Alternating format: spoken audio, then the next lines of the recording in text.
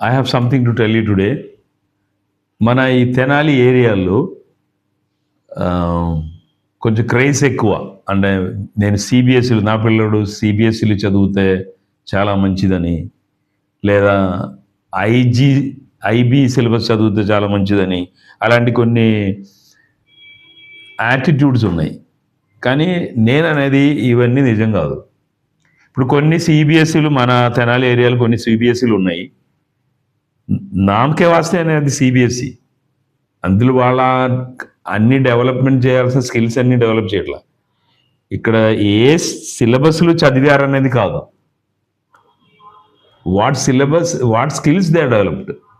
ఏ syllabus చదివినా, CBSE చదివినా, state చదివినా, ఐబీ ఇంటర్నేషనల్ బ్యాక్లోరైట్ అనేది చదివినా, ఏ సిలబస్ చదివినా, లేదా ఐసిఎస్సి చదివినా, స్కిల్స్ మాత్రం డెవలప్ అవ్వకపోతే ఇన్ లైఫ్ సక్సెస్ అనేది రాదు. ఎందుకంటే ఇప్పుడు ఒక జాబ్ ఇంటర్వ్యూకి వెళ్తున్నప్పుడు నువ్వు సిబిఎస్ఈలు చదివావు కదా నీకు జాబ్ ఇస్తానని ఎవరు చెప్పరు.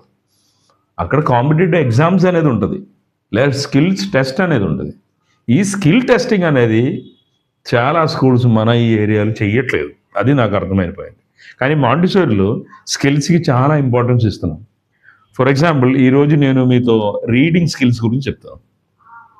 రీడింగ్ స్కిల్స్ అంటే మామూలుగా రీడింగ్ కాదు. ఇప్పుడు ఫర్ ఎగ్జాంపుల్ ఇంగ్లీష్ రీడింగ్ తీసుకున్నాం అనుకోండి, మామూలుగా రీడింగ్ అనేది మాత్రం కాదు.